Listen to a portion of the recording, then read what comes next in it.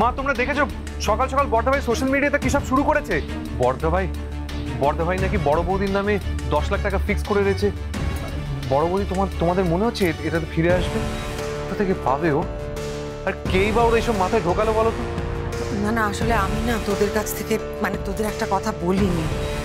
গতকাল রাতে সভ্য খুব ড্রিঙ্ক করে বাড়ি ফিরেছিল, খুব ইমোশনাল হয়েছিল, দাঁড়ানোর মতো অবস্থাতেও ছিল না, খুব ডিস্টার্ব ছিল।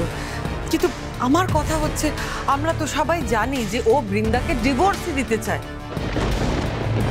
তো বুঝতেই পারছি না, সেই ছেলে সকাল সকাল উঠেই 10 লাখ টাকা ফিক্সড ডিপোজিটের লোভ দেখি বৃন্দাকে এবার ফিরিয়ে নিয়ে আসতে চাইছে।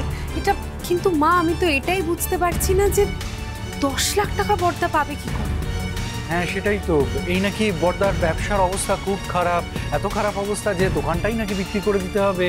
আমি কি জানি না অঙ্কুর, আমার ছেলেটা ধার দেনায় ডুবে আছে।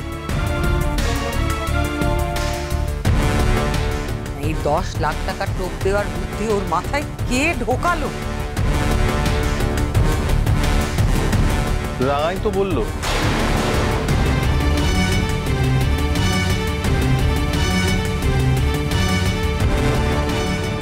কি রাঙা বলেছে?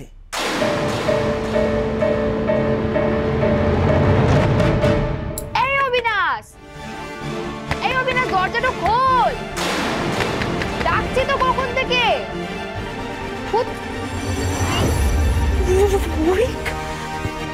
একটা কোথায় গেল?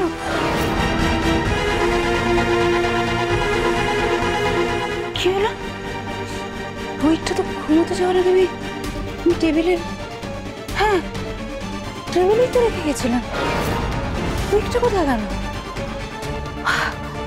ঠিকই,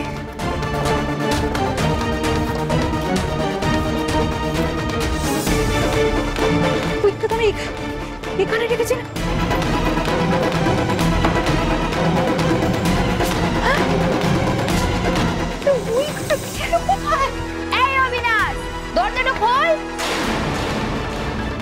সর্বনাশ করেছে, বইটা তো আমি রাত্রে ঘুমোর আগে এখানে রেখে গেছিলাম।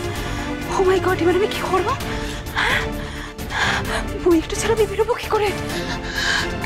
অবিনাশ ভোরবেলায় চলে এসেছে, দরজা আমাকে খুলতেই হবে। কি করবো এবার আমি?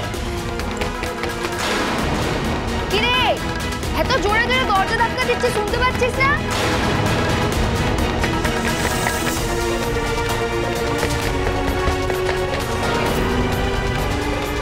কি হলো? কি কিছু শরীর টরীর খারাপ করলো নাকি অন্য কোনো সমস্যা হলো?